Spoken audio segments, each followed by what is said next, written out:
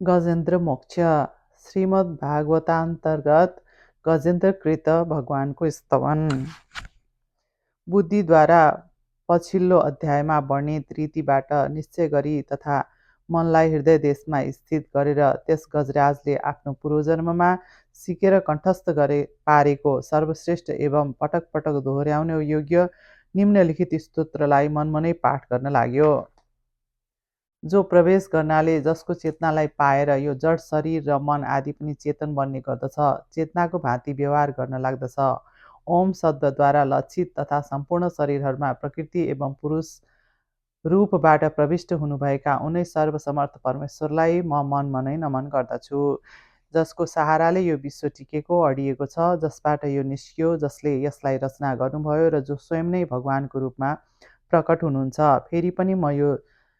फेरि पनि म जो यस दृश्य जगतदेखि एवं उसको कारणभूत प्रकृतिसँग सर्वथा पर विलक्षण एवं श्रेष्ठ हुनुहुन्छ, उनै आफै कारण बिना नै बन्नुभएका भगवानको म शरण लिन्छु। आफ्नो सङ्कल्प शक्तिद्वारा आफ्नो नै स्वरूपमा रचिएका र त्यसैले सृष्टिकालमा प्रकट र प्रलयकालमा त्यही प्रकारले अप्रकट रहनेवाला यस शास्त्र प्रसिद्ध कार्य कारण रूप जगतको जो अकुण्ठित दृष्टि हुनाले कारणले साक्षी रूपबाट हेरिरहन्छ, उससँग लिप्त हुँदैनन्, उनै चक्षु आदि प्रकाशकहरूका पनि परम प्रकाश प्रभुले मेरो रक्षा गरिबक्सियोस्। समयको प्रभावबाट सम्पूर्ण लोकहरू एवं ब्रह्मादि लोकपालहरू पञ्चभूतहरूमा प्रवेश गर्दादेखि तथा पञ्चभूतहरूदेखि लिएर महत्त्व पर्यन्त सम्पूर्ण कारणहरूको उनका परम कारणरूप प्रकृतिमा लीन हुँदादेखि त्यस समय दुर्गेय तथा अपार अन्धकार रूप प्रकृति नै बचेको थियो। त्यस अन्धकारको पर टाढै आफ्नो परम धाममा जो सर्वव्यापक भगवान जताततै सबै दिशामा प्रकाशित रहनुहुन्छ, उनै प्रभुले मेरो रक्षा गरिबक्सियोस्। भिन्न भिन्न रूपमा नाट्य गर्ने अभिनेताको वास्तविक स्वरूपलाई जस्तो प्रकारले साधारण दर्शकले जान्न सक्दैनन्, त्यस्तै प्रकारले सत्व प्रधान देवता अथवा ऋषिले पनि जसको स्वरूप जान्न सक्दैनन्, फेरि अर्को साधारण जीवले कसरी जान्न सक्दछ अर्थात् वर्णन गर्न सक्दछ। उनै दुर्गम चरित्र भएका प्रभुले मेरो रक्षा गरिबक्सियोस्। आसक्तिबाट सर्वथा छुटेका सम्पूर्ण प्राणीहरूमा आत्मबुद्धि राख्ने सबैका बिना कारण हितकारी एवं अतिशय साधु स्वभाव मुनिगण जसको परम मङ्गलमय स्वरूपको साक्षात्कार गर्ने इच्छाले वनमा रहेर अखण्ड ब्रह्मचर्य आदि अलौकिक व्रतहरूको पालन गर्दछन्, उनै प्रभु नै मेरो गति तागत होइबक्सिन्छ। जसको हामीहरूको झैँ कर्मवश न त जन्म हुन्छ र न जसबाट अहङ्कार प्रेरित कर्म नै हुन्छन्, जसको निर्गुण स्वरूपको न त कुनै नाम छ न रूप नै, फेरि पनि जो समयानुसार जगतको सृष्टि एवं प्रलय संहारको लागि स्वेच्छाबाट नै जन्म आदिलाई स्वीकार गरिबक्सिन्छ, उनै अनन्त शक्ति सम्पन्न परब्रह्म परमेश्वरलाई नमस्कार गर्दछु। उनै प्राकृत आकार रहित एवं अनेकौँ आकार भएका अद्भुत कर्मा भगवानलाई बारम्बार नमस्कार छ। स्वयं प्रकाश एवं सबैका साक्षी परमात्मालाई नमस्कार छ। उनै प्रभुको जो मन वाणी एवं चित्त वृत्तिहरूमध्ये पनि सर्वथा पर टाढा छ, बारम्बार नमस्कार छ। विवेकी पुरुषद्वारा सत्वगुण विनिष्ठ निवृत्त धर्मको आचरणबाट प्राप्त हुन योग्य मोक्ष सुखलाई दिने तथा मोक्ष सुखको अनुभूति रूप प्रभुलाई नमस्कार छ। सत्वगुणलाई स्वीकार गरेर शान्त, रजोगुणलाई स्वीकार गरेर घोर एवं तमोगुणलाई स्वीकार गरेर मूर्ख जस्ता प्रेरित हुने भेद रहित, अतएव सदैव समभावमा स्थित ज्ञान रूपी धनका खानी प्रभुलाई नमस्कार छ। शरीर इन्द्रिय आदिका समुदाय रूप सम्पूर्ण पिण्डहरूका ज्ञाता सबैका स्वामी एवं साक्षी रूप हजुरलाई नमस्कार छ। सबैका अन्तर्यामी प्रकृतिका पनि परम कारण किन्तु स्वयं कारण रहित प्रभुलाई नमस्कार छ। सम्पूर्ण इन्द्रियहरू एवं उनका विषयहरूका ज्ञाता, समस्त प्रतीतिहरूका कारण रूप सम्पूर्ण जड प्रपञ्च एवं सबैका मूलभूत अविद्याद्वारा सूचित हुने तथा सम्पूर्ण विषयहरूमा अविद्या रूपले भाषित हुने देखिने हजुरलाई नमस्कार छ। सबैका कारण तर स्वयं कारण रहित तथा कारण हुँदाखेरि पनि परिणाम रहित हुनको कारण अन्य कारणहरूबाट विलक्षण कारण हजुरलाई बारम्बार नमस्कार छ। सम्पूर्ण वेदहरू एवं शास्त्रहरूको परम तात्पर्य मोक्ष रूप एवं श्रेष्ठ पुरुषहरूका परम गति भगवानलाई नमस्कार छ। जो त्रिगुण रूप काठमा लुकेको ज्ञानमय अग्नि हो। उक्त गुणहरूमा हलचल हुँदाखेरि जसको मनमा सृष्टि रचनालाई बाह्यवृत्ति बाहिरी स्वभाव जाग्न थाल्दछ तथा आत्मतत्त्वको भावनाद्वारा विधि निषेध रूप शास्त्रदेखि माथि उठेका ज्ञानी महात्माहरूमा जो स्वयं प्रकाशित रही बक्सिन्छ उनी प्रभुलाई मैले नमस्कार गर्दछु। म जस्तो शरणागत पशुतुल्य अविद्याग्रस्त जीवको अविद्यारूप फाँसी पासोलाई सधैँभरि पूर्ण रूपले काट्न सक्ने अत्यधिक दयालु एवं दया गर्नलाई कहिले आलस्य नगर्ने नित्य मुक्त प्रभुलाई नमस्कार छ। आफ्नो अंशबाट सम्पूर्ण जीवहरूको मनमा अन्तर्यामी रूपबाट प्रकट हुने सर्वनियन्ता सबैलाई नियन्त्रणमा राख्ने अनन्त परमात्मा हजुरलाई नमस्कार छ।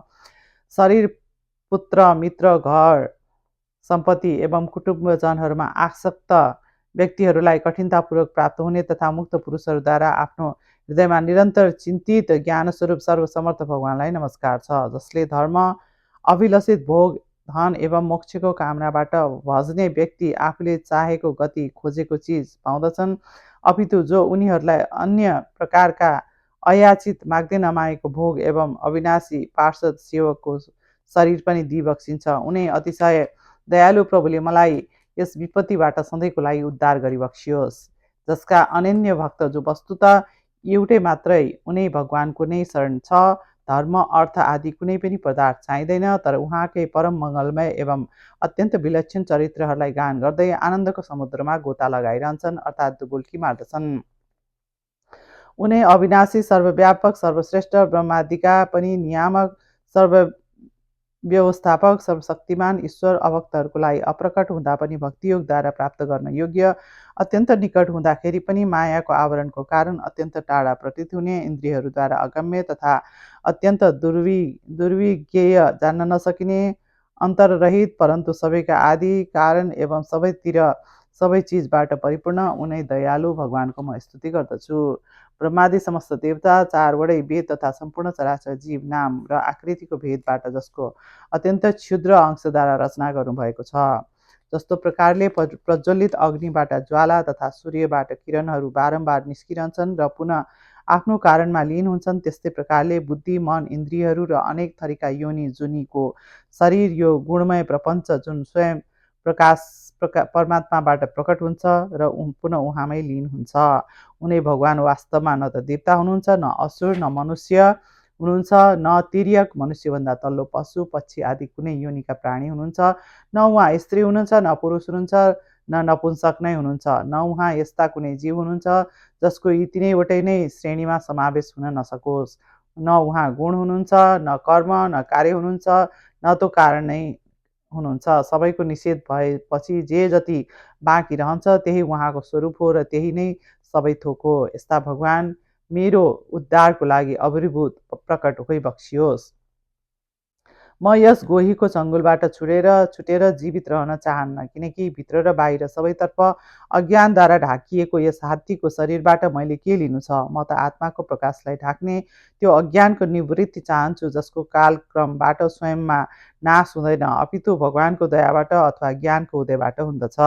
यस प्रकार मोक्षको अभिलाषी म विश्वका रचयिता स्वयं विश्वका रूपमा प्रकट तथा विश्वसँग सर्वथा टाढै विश्वलाई खेलौना बनाएर खेल्ने, विश्वमा आत्मरूपबाट व्याप्त अजन्मा सर्वव्यापक एवं प्राप्तव्य वस्तुहरूमध्ये सर्वश्रेष्ठ श्री भगवानलाई केवल प्रणाम नै गर्दछु, उहाँकै शरणमा छु।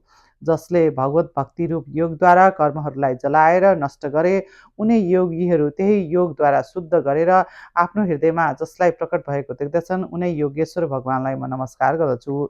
जसको त्रिगुणात्मक सत्व रज तम रूप शक्तिहरूको राग रूप वेग असह्य छ, जो सम्पूर्ण इन्द्रियहरूको विषय रूपमा प्रतीत भइरहनु भएको छ, तथापि जसको इन्द्रियहरू विषयहरूमा धुलमिल भइरहेका छन्, यस्ता मानिसहरूलाई जसको बाटो मिल्न पनि असम्भव छ, उनै शरणागत रक्षक एवं अपार शक्तिशाली हजुरलाई घरिघरि नमस्कार छ। जसको अविद्या नामक शक्तिको कार्यरूप अहङ्कारबाट ढाकिएको आफ्नै स्वरूपलाई जो जीवले जान्न सक्दैन, उनी अपार महिमा हुनुभएका भगवानको शरणमा म आएको छु। जसले पूर्वोक्त प्रकारले पहिले उल्लेख भइसकेको भगवानको भेदरहित निराकार स्वरूपको वर्णन गरेको थियो, त्यस गजराजको नजिक जब ब्रह्मा आदि कुनै पनि देवता आएनन्, जसले भिन्न भिन्न प्रकारका विशिष्ट विग्रहहरू झगडा गराउने काम नै आफ्नो स्वरूप मान्दछन्, त्यसपछि साक्षात् श्रीहरि जो सबैका आत्मा हुनुको कारण सर्वदेव स्वरूप हुनुहुन्छ, त्यहाँ प्रकट हुनुभयो। उपरोक्त गजराजलाई त्यस्तो प्रकारले दुखी देखेर तथा त्यसले पाठ गरेको स्तुतिलाई सुनेर सुदर्शन चक्रधारी जगतआधार भगवान इच्छानुरूप वेग भएका गरुडजीको पीठमा सवार भएर स्तुति गर्दै देवताहरूको साथ तत्काल त्यो ठाउँमा पुग्नुभयो जहाँ त्यो हात्ती थियो।